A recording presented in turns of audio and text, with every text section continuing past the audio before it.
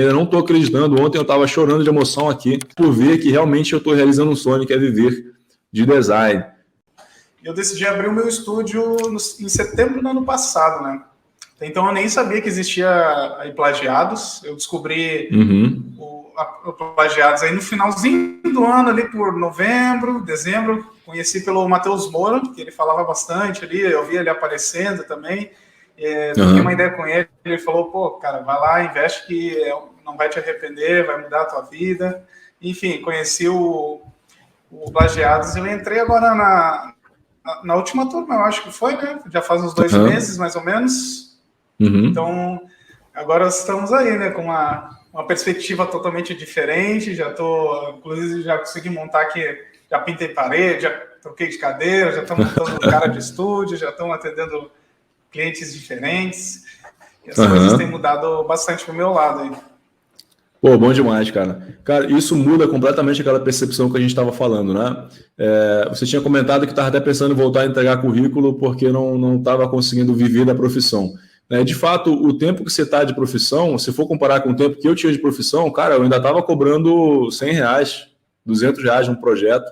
E você comentou ali que você conseguiu cobrar 6.500, não foi, num projeto agora recente, e tão pouco tempo de profissão, né, cara?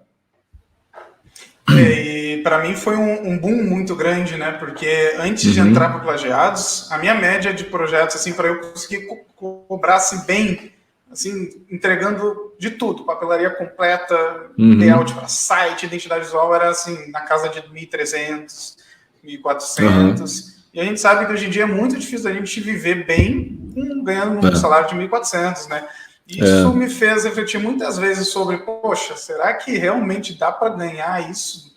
Dá para viver bem de design ou realmente vou ter que partir para uma agência? Porque no ano passado eu saí da agência na esperança de conseguir viver do design sozinho, né? Porque eu fazia uma alta quantidade de materiais lá e ganhava baixo. E eu já sabia que isso era uma coisa meio padrão assim, nas agências, então eu decidi sair justamente para tentar buscar essa independência financeira, mas realmente não estava dando para mim. Eu estava há muito tempo nessa onda e um pouquinho antes de entrar para Plagiados, como até você mencionou, eu já estava pesquisando, já estava olhando, assim, preparando o currículo, montei um currículo legal, assim, um monte de curso, um monte de coisa, experiência, e já pensando, pô, eu vou partir para uma agência, que esse é o meu caminho, né? Mas graças a Deus eu consegui, pouquíssimo tempo, em 1 mês de curso, eu já fechei esse projeto super grande e abriu portas para outros novos projetos que o próprio cliente já me indicou para outros clientes. Isso está me dando uma gama assim, muito grande, tanto é que agora eu tenho agenda somente para o final do mês que vem, sabe? Isso nunca tinha acontecido comigo. Você tinha comentado que quantas empresas tinham entrado em contato da última vez, você não estava nem preparado, né, ali na mentoria que a gente estava conversando? Eu estava até meio despreparado, porque eu estava muito acostumado a responder 2, e 2 era muito, às vezes no mês, assim, então, do nada, assim, tinha dias que eu abria meu Behance, o Behance, né, que também eu nunca tive contato com ninguém no Behance, era completamente apagado no Behance, começou a surgir contato até do exterior, veio gente dos Estados Unidos, veio gente, até eu comentei esse tempo, uma pessoa do Emirados Árabes, aí veio pessoas até aqui do Brasil mesmo, e era uma carga muito grande, assim, de propostas para enviar, e eu fiquei pensando, meu Deus, o que está acontecendo? Como é que eu vou responder todo esse povo? E eu ainda fiz questão de marcar reunião com grande parte das pessoas para apresentar, para aplicar, né, o que eu vi no curso de fazer uma reunião, apresentar a proposta, então foi bem legal a experiência. É que a gente conversa muito sobre a importância de conversar com o cliente justamente para passar essa ideia de autoridade, né? E esse foi até um dos pontos, né, que você acabou arrumando todo o espaço para fazer reuniões e passar uma autoridade mais legal, né? Tem uma mentoria que eu fiz, acho que a primeira, que eu até mencionei, tem gente que faz reunião, por exemplo, com a avó, correndo com chinelo atrás do neto, atrás da mesa, aparecendo a pia da cozinha, né, cara? E tudo isso tira uma autoridade, uma seriedade muito grande. E a gente precisa entender que precisa ter um espaço. Olha só essa parede aqui atrás, esse canto eu estou arrumando aqui, né? A gente está numa moldada tudo aqui, só tem uma parede cinza e um vaso ali atrás, cara. o mínimo, já consegue passar uma autoridade legal, depois a gente vai estruturando. Então a galera pensa, poxa, então preciso ter um estúdio para conseguir faturar? Cara, se você arrumar só a parede de fundo que vai aparecer na tua webcam e fazer uma prospecção para fora, caso você não tenha um espaço físico, já vai te ajudar para caramba, cara. Eu, na época que, há uns anos atrás, antes de eu ter um espaço, eu fazia a prospecção para fora e conseguia fechar com empresas grandes sem ter um ponto físico, porque como era a prospecção só para fora, o cliente não tinha ideia se eu tinha estrutura ou não. Ele via que eu tinha o CNPJ, e ponto. Né? Ele via o espaço que eu tinha, a minha parede decorada, ponto. Então, tecnicamente, esse cara que eu estou contratando tem uma agência grande, um monte de funcionário, e ele está na reunião dentro da sala comercial dele. Então, essa é a imagem que passa para o cliente. Isso acaba ajudando bastante. Beleza? Pessoal, deixa eu só ver se tem uma pergunta aqui. Vocês têm uma pergunta para fazer para o Matheus aqui sobre como que ele fez? Até essa questão de Behance, né, Matheus? Eu falo lá nas mentorias como que a gente faz para ter resultado no Behance. Porque eu tinha Behance de 2013 até 2017, eu tinha 25 mil views só. De 2013 em 4 anos. Hoje, o perfil da Dynamite está indo para 600 mil visualizações. Em 3 anos, a gente saiu de 25 mil para quase 600 mil visualizações de projeto. Então, isso ajuda para caramba também. E aí, o teu Behance, você percebeu que deu uma crescida também, depois que você começou a arrumar lá? Absurdamente, porque o que eu passei a identificar, depois que eu assisti todas as aulas ali referente a Behance, acompanhei as lives ali do curso, eu identifiquei que o Behance é uma plataforma muito de visual, né? Da pessoa, do impacto visual. Então, às vezes a pessoa está rolando, vindo vários projetos, no momento que ela vê um que está bem diferenciado, bem destacado, um mockup profissional, uma identidade bem construída, a pessoa clica. Então, eu passei a perceber esses padrões, reformulei todo o meu portfólio, sem apego nenhum. Eu tirei tudo dali, excluí e refiz tudo do zero. Porque antes, os meus maiores projetos, assim, os que eu considerava melhores, era, sei lá, 15, 20 visualizações, sabe? Então eu achava, isso aqui não dá certo, o Behance não é o meu caminho. E, inclusive, hoje, até já vou falar agora, hoje eu fechei um projeto pelo Behance, meu primeiro projeto pelo Behance. Legal, cara. Ele foi lá e justamente porque ele viu um projeto que ele se identificou, ele, eu quero igual esse aqui, achei muito legal.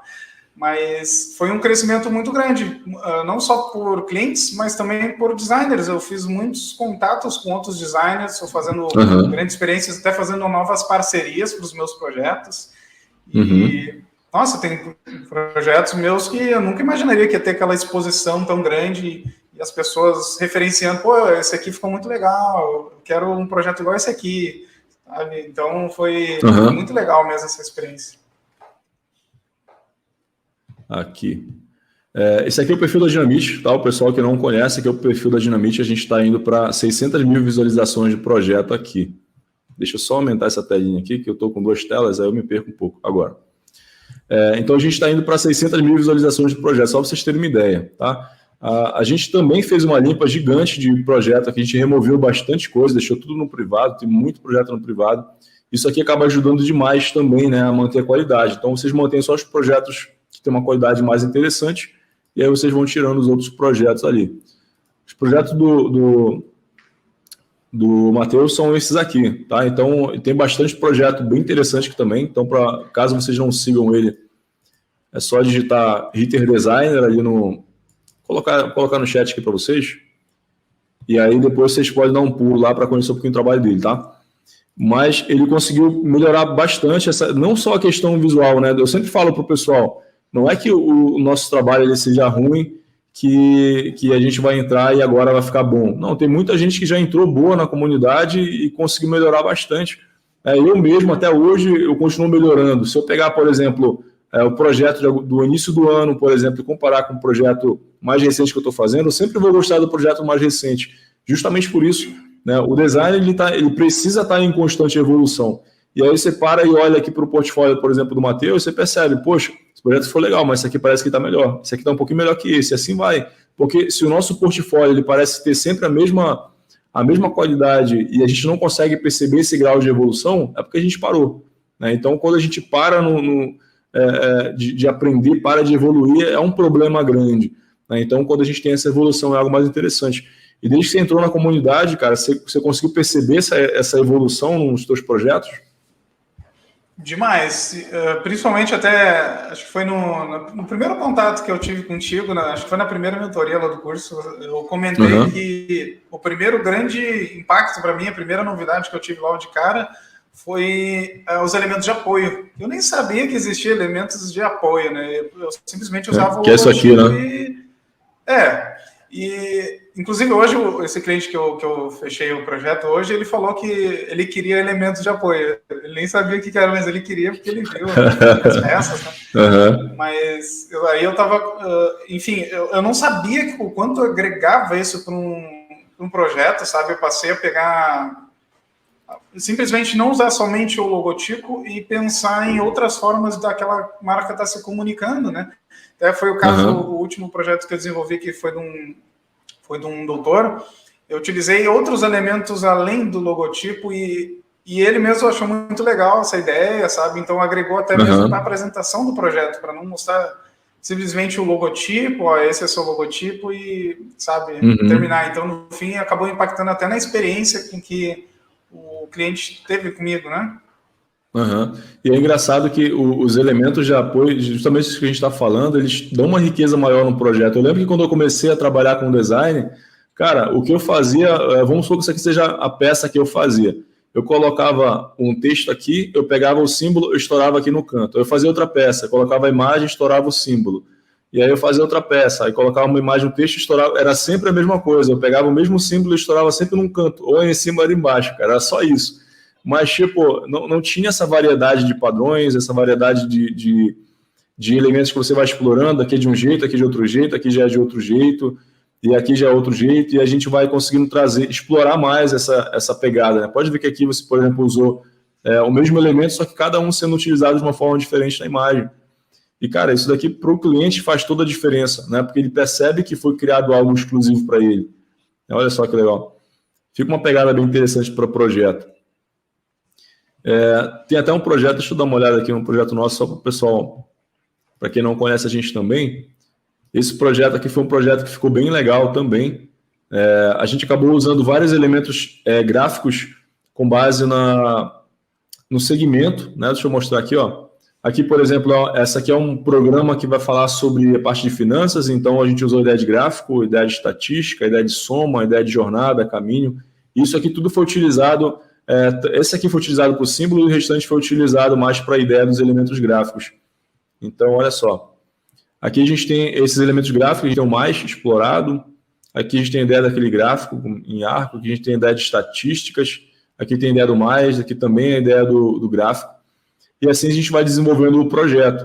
Tá? Então, tudo isso daqui faz uma diferença gigantesca e o cliente ele acaba percebendo que os projetos eles são criados exclusivamente para ele. Olha só, a ideia da jornada, do caminho aqui, que também tem a ideia do gráfico, e por aí vai. Tá? Então, tem bastante coisa que a gente precisa aprender ainda, que a gente precisa começar a dominar. Como eu sempre falo, ser bom em design é uma obrigação, não é um diferencial. Então, vocês podem ver que o próprio Matheus está falando que evoluiu bastante o trabalho dele, assim como o meu está evoluindo até hoje. Eu estou há 18 anos na área e não para de evoluir, né? Cada projeto, a sensação que eu tenho é que eu estou ficando melhor, e esse é o intuito.